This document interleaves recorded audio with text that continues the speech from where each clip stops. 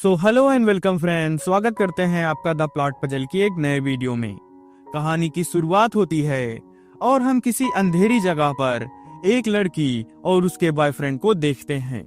ये दोनों बहुत ज्यादा घबराए हुए थे, लेकिन हिम्मत करके वो लड़का वहां से बाहर देखता है। लेकिन अगले ही पल कोई उस पर हमला कर देता है और उसका सर काट कर उस लड़की के सामने फेंक देता है। अपने साथी की मौत से वो लड़की बहुत डर जाती है और वहां से भागने लगती है। लेकिन अगले ही पल वो आदमी उस पर भी हमला कर देता है और उसे भी जान से मार देता है। इसके बाद सीन चेंज होता है और हम जेसन, माइक और नताशा को देखते हैं। ये सभी एक रोड ट्रिप पर जाने वाले थे, लेकिन जेसन रोड ट्रिप से काफी बोर हो गया था और इसीलिए वो माइक से कहता है कि इस बार वो किसी एडवेंचर जगह पर जाना चाहता है। अब इस बात पर माइक उसे चार्लीज फार्म के बारे में बताता है, जहां सालों पहले एक फैमिली रहा करती थी, लेकिन वो सभी कैनिबल्स थे और वो सभी वहां के लोगों को मारकर खा जाया करते थे। लेकिन ये बात जल्द ही गांव वालों को पता चल गई और उन्होंने उसकी पूरी फैमिली को खत्म कर दिया और तब से वो हजारों एकड़ में फैली जगह वीरान है। अब इस बात को सुनकर जेसन बहुत एक्साइटेड हो जाता है, लेकिन उसे नहीं पता था कि ये ट्रिप उसकी आखिरी ट्रिप होने वाली थी।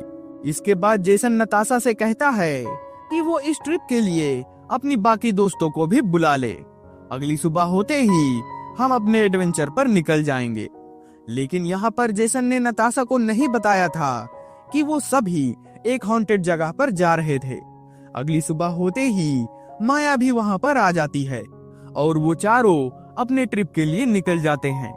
यहाँ वो सभी अपने ट्रिप के लिए बहुत एक्साइटेड थे और हंसते खेलते अपनी मौत की तरफ बढ़ रहे थे। कुछ देर में शाम होने वाली थी, इसीलिए वो सभी एक रेस्टोरेंट में आकर रुक जाते हैं और वहाँ पर वो सभी डिनर करने लगते हैं। वहीं डिनर करते हुए माइक वहीं बैठे एक बूढ़े आदमी से उस फार्म के बारे में पूछता है, लेकिन वो बूढ़ा आदमी तो उनसे कहता है कि अगर तुम्हें अपनी जिंदगी प्यारी है तो तुम सब यहाँ से वापस लौट जाओ।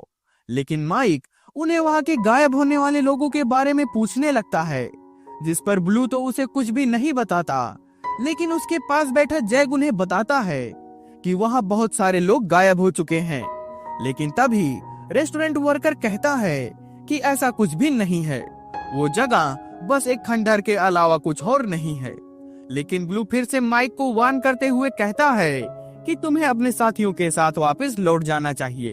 अब उसकी बात सुनकर वो चारों रेस्टोरेंट से बाहर आ जाते हैं और वो दोनों लड़कियां उन दोनों पर काफी गुस्सा करती हैं, क्योंकि उन्हें तो इस बारे में पता ही नहीं था। वो चारों आपस में लड़ ही रहे थे कि तभी जैक वहां पर आ जाता है और उन सब से कहता है कि ब्लू कोई पागल इंसान नहीं। आज से 30 साल पहले वो सभी इस जगह पर रहते थे जहाँ ये सारी चीजें हुई थी।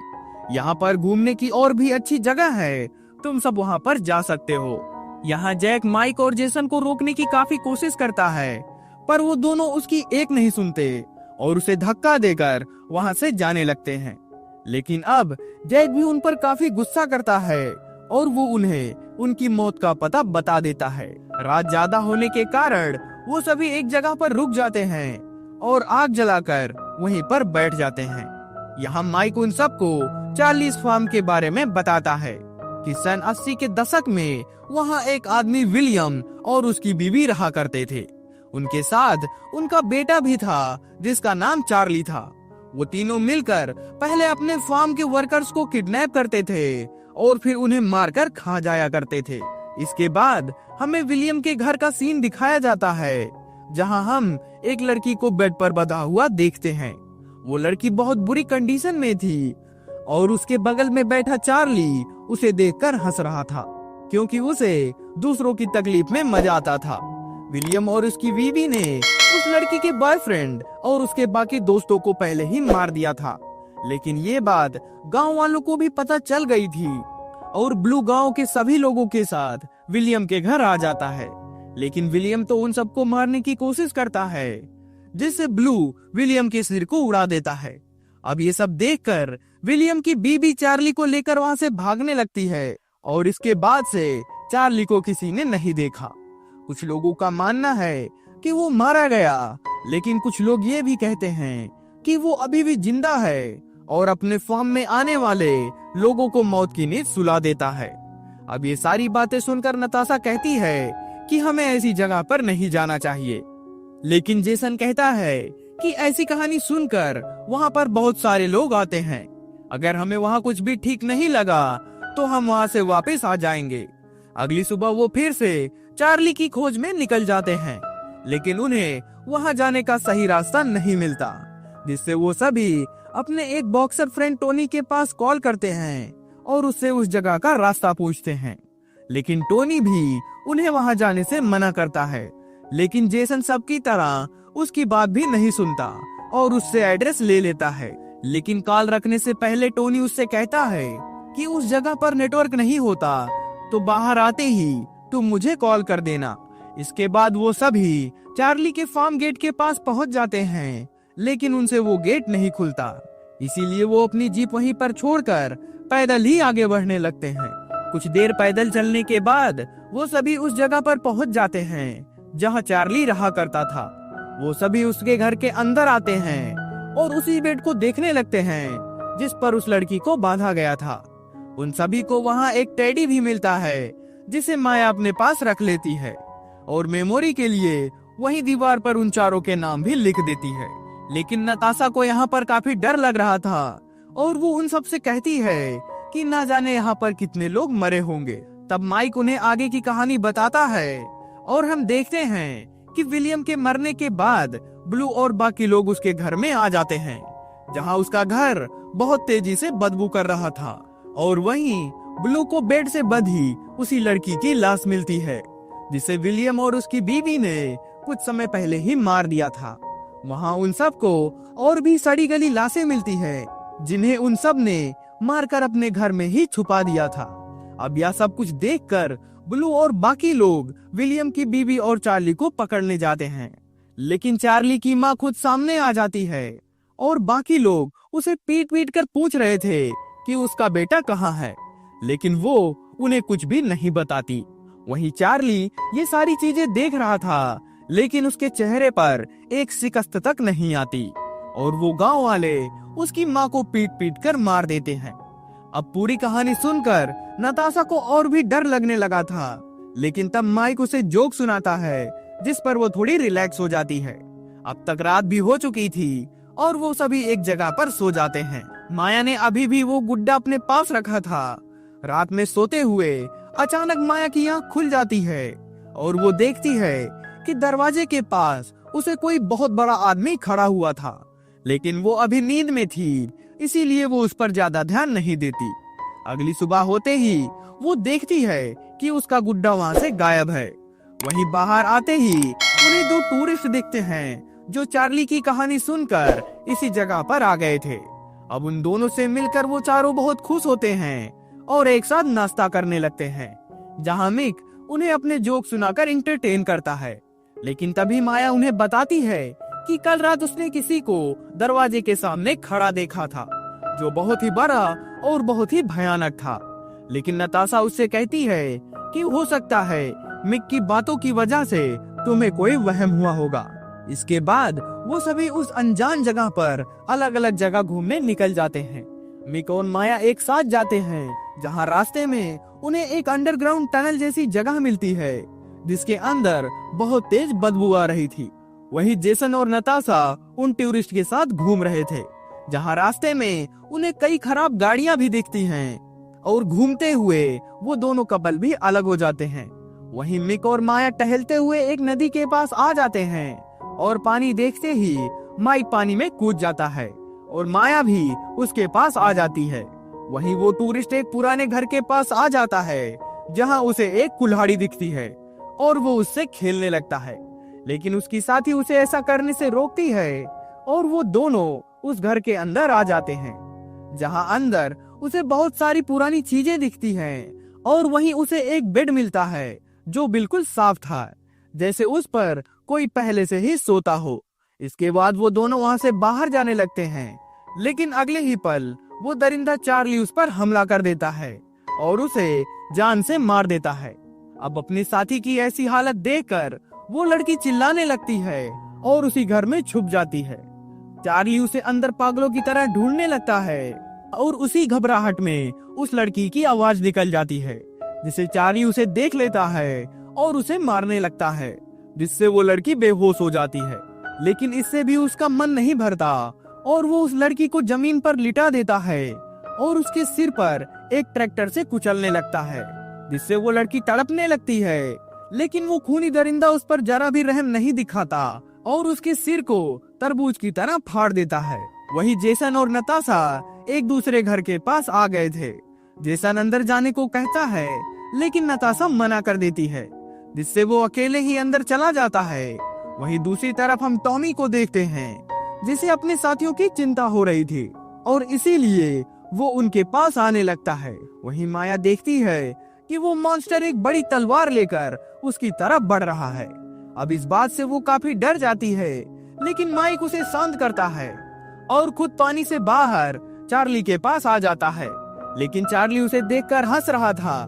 माया उसे चार्ली से दूर रहने को बोल रही थी, लेकिन उसके अगले ही पल चार्ली माइक को बुरी तरह से काट देता है। ये देखते ही माया चिल्लाते हुए वहाँ से भागने लगती है और तब हम उस दरिंदे का भयानक चेहरा देख पाते हैं। फिर वो किसी जानवर की तरह तलवार लेकर माया के पीछे पड़ जाता है। माया अपनी जान बचाने के लिए भाग रही थी, लेकिन वो उसे पकड़ लेता है और उसे उठाकर नीचे पटक देता है। इसके बाद वो अपने पंजे माया के मुंह में डाल देता है और माया के मुंह को फाड़ देता है, जिससे माया भी वहीं पर मारी जाती है। इसके बाद हम नताशा को देखते हैं, जो काफी देर से घर के अंदर गए जेसन का इंतजार कर रही थी। वो जेसन को कई बार आवाज लगाती है, लेकिन जेसन उसे कोई जवाब नहीं देता। दूसरी तरफ हम टॉमी को देखते हैं, जो अब वहाँ पर पहुँच गया था। वो चार्ली के घर में दीवार पर उन सभी का नाम देखता है और फिर उन्हें ढूंढने निकल जाता है। इधर नताशा जेसन को ढूंढते हुए उस घर में आ जाती है। अंदर काफी अंधेरा था और उसे कुछ भी नहीं दिख रहा था, लेकिन तभी दबी आवाज में जेसन उसे अपने पास बुलाता है और उसे बताता है कि उसने यहाँ पर किसी बहुत बड़े आदमी को तलवार के साथ देखा है। तभी चार्ली भी अंदर आकर उन्हें ढूंढने लगता है। नताशा अब बहुत ज्यादा डर जाती है और वो दोनों वहाँ से भागने लगते हैं और एक पत्ते से बनी दीवार के पीछे छुप जाते हैं। तभी वहाँ पर बॉक्सर टॉमी भी आ जाता है और वो अंधेरे में चार्ली को जेसन समझकर उससे नताशा के बारे में पूछता है। लेकिन तब चार्ली अपनी तलवार के साथ उसके सामने आता है। टॉमी उसे शांत होने को बोलता है, पर चार्ली चिल्लाते हुए अपनी तलवार को फेंक देता है, जो उसी लकड़ी की दीवार में घुस जाती है, जिसकी दूसरी तरफ जेसन और नताशा छुपे हुए थे। लेकिन अब टॉमी भी चार्ली से लड़ने के लिए तैयार हो चुका था। उसे तैयार देखकर दरिंदा खुशी से झूम उठता है, क्योंकि पहली बार कोई उसे टक्कर देने के लिए तैयार था।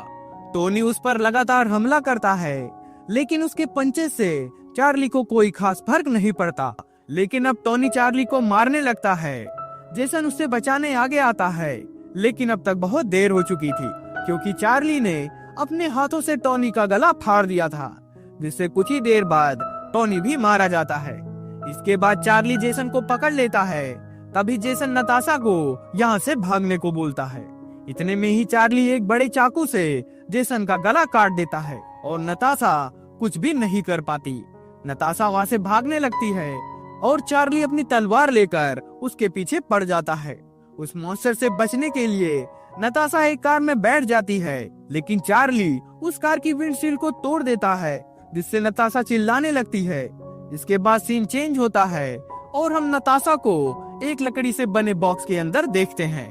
वो केज तोड़कर बाहर आती है, जहां हमें पता चलता है कि वो उसी अंडरग्राउंड जगह पर है जिसे माइक और माया ने देखा था। नताशा बाहर निकलने के लिए आगे बढ़ती है, लेकिन उसे वहां पर बहुत सारी सड़ी गली लाशें मिलती हैं, जिन्हें चार्ली ने मारकर यहाँ पर स्टोर किया था। कुछ दूर आगे आने पर उसे एक सीढ़ी दिखती है और वो वहां से भागने लगती है, लेकिन अगले ही पल चार्ली वहां पर आता है, जिससे बचने के लिए वो वहीं पर छुप जाती है और चार्ली उसे नहीं देख पाता। चार्ली के जाते ही नताशा सीढ़ी से ऊपर आ जाती है। ऊपर उसे रेस्टोरेंट वाला ब्लू मिलता है। ब्लू वहां अकेला ही आया था। नताशा उससे कहती है, हमें यहाँ से भाग जाना चाहिए, वरना वो दरिंदा हमें पकड़ लेगा। तब ब्लू नताशा को अपने ट्रक में बैठने को बोलता है, लेकिन अगले ही पल चार्ली एक कुल्हाड़ी से ब्लू पर हमला करता है, जिससे ब्लू भी मारा जाता है। लेकिन अब नताशा बिना देर किए ब्लू की गन उठा लेती है और चार्ली को शूट कर देती है, जिससे चार्ली वहीं पर गिर जाता है। लेकिन तब तक वो बंदूक भी जाम हो जाती है, जिससे वो बंदूक वहीं पर फेंक कर ट्रक के अंदर आ जाती है। लेकिन ट्रक का दरवाजा भी लॉक होता है और उसकी चाबी ट्रक के अंदर होती है, जिससे वो बाहर से चाबी लेने की कोशिश करती है, लेकिन नताशा उस चाबी तक नहीं पहुंच पाती। लेकिन तभी हम उसके पीछे चार्ली को देखते हैं, जो ब्लू की बंदूक को नताशा के अंदर घुसा देता है, जिससे नताशा भी मारी जाती है। फिर वो मरी हुई नताशा को उठा लेता है और उसे अपने साथ ले जाता है, और इसी के साथ इस स्लैशर मूवी की एंडिंग हो जाती है। If you like the video then please subscribe. If you don't like then press dislike.